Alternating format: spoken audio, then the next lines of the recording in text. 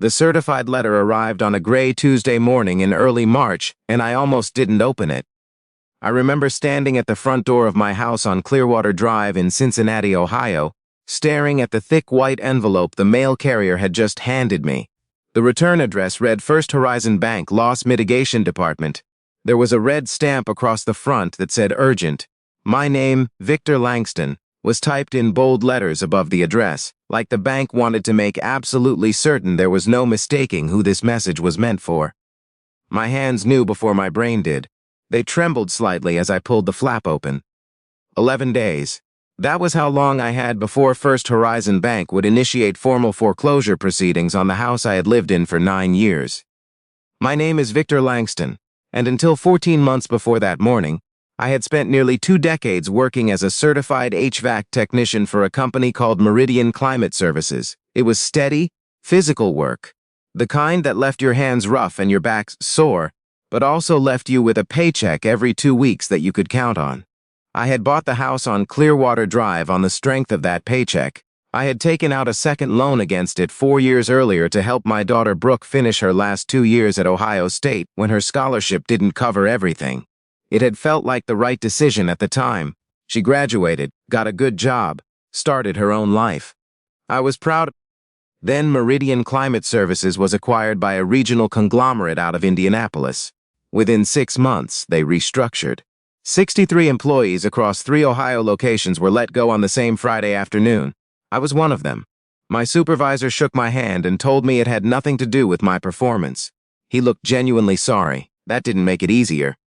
Savings run out faster than you think they will, especially when you're carrying 2 loan payments, utilities, and groceries on your own.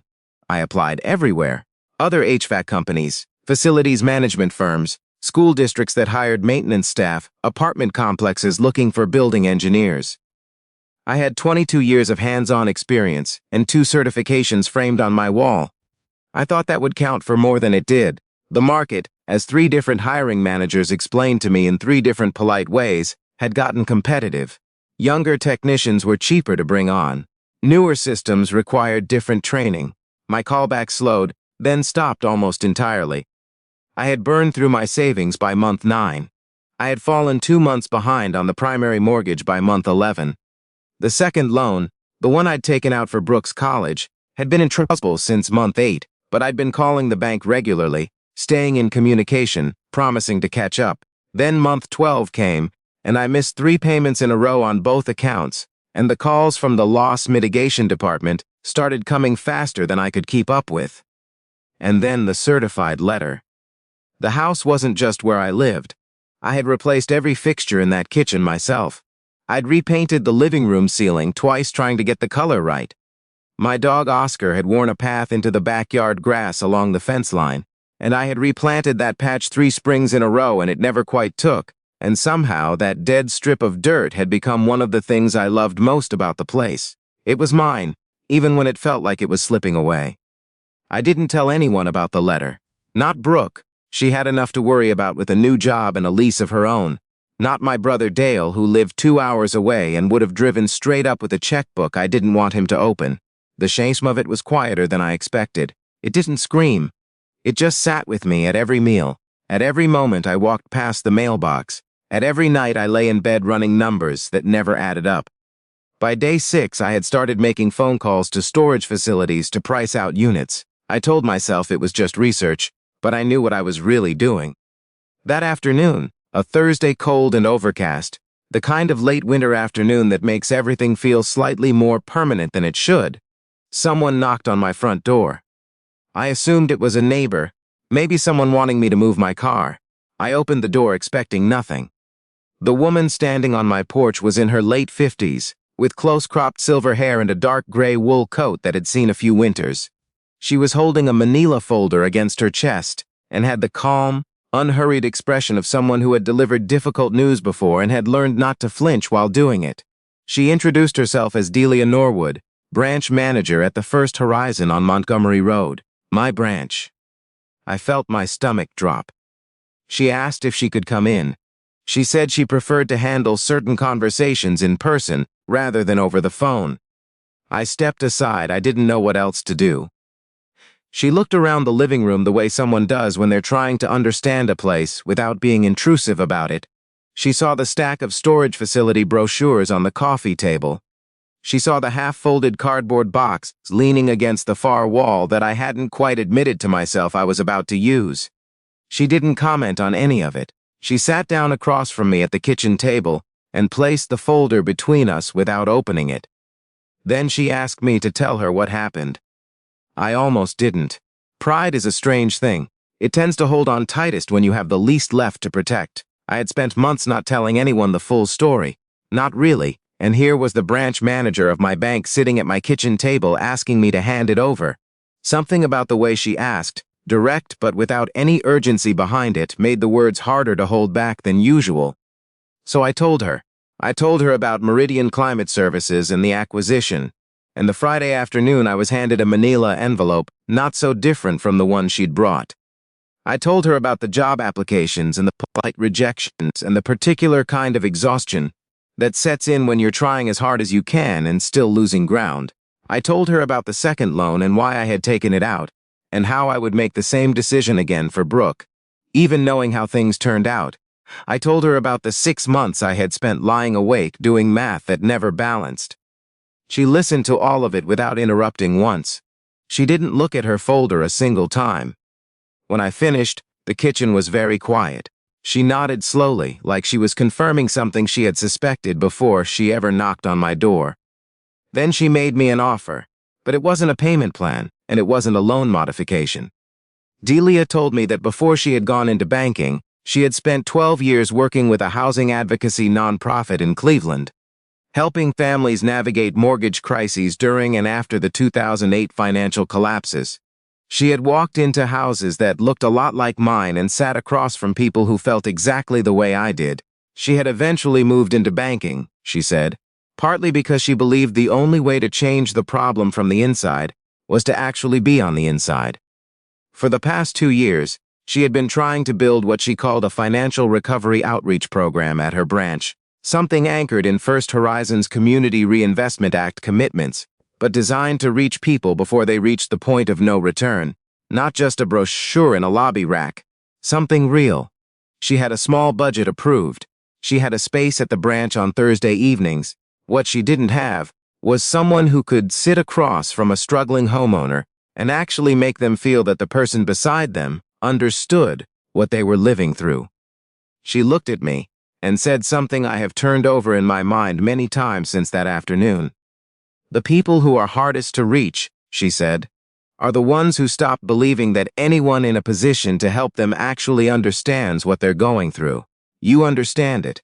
That's not something I can train someone to have. Then she laid out the terms. She would personally defer my foreclosure proceedings for 90 days and waive the accumulated late penalties on both accounts. Within her authority as branch manager, she was clear about that. She wasn't making promises she couldn't keep. In exchange, she wanted me to help her launch the program, visit homeowners in pre-foreclosure, sit with them, share what I had been through, help them understand their options without the shame spiral that usually made people go quiet right when they most needed to speak up. I sat with that for a moment after she finished. I almost said no, not because I didn't want to help, but because I genuinely didn't believe I was in any position to be useful to anyone else. I told her that. I said I was the person who needed the help, not the one who gave it. Delia smiled at that, a small patient smile, and said, "That's exactly why I'm here asking you and not someone else." I started the following Tuesday. The first few visits were harder than I had expected. Sitting across a kitchen table from a family 3 months behind on their mortgage, watching the way they held themselves. Shoulders drawn in, eyes moving to the floor, brought back everything I had spent months trying not to feel. But it also did something else. It gave those feelings somewhere to go.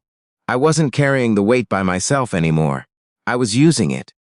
Delia ran the Thursday evening sessions at the branch. I helped her prepare materials, reached out to homeowners who had gone silent with the bank's contact team, and sometimes just sat with people while they made the calls they were too afraid to make on their own. We worked alongside a HUD-approved housing counselor she had contracted and a volunteer attorney from a local legal aid organization who came in twice a month to answer questions about modification rights and forbearance options. Something began to take shape, not just a program, but a place people trusted. I won't pretend every case worked out. Some didn't. Some families had too many complications and too little time, but enough did. Enough to make the Thursday evenings feel like the most important hours of my week. About 2 months into the program, Delia asked me to make a visit on my own to a man named Stuart Peck. Stuart owned a small HVAC supply and service company called Peck Climate Solutions, and he had taken out a commercial loan against his property the previous year to fund an expansion.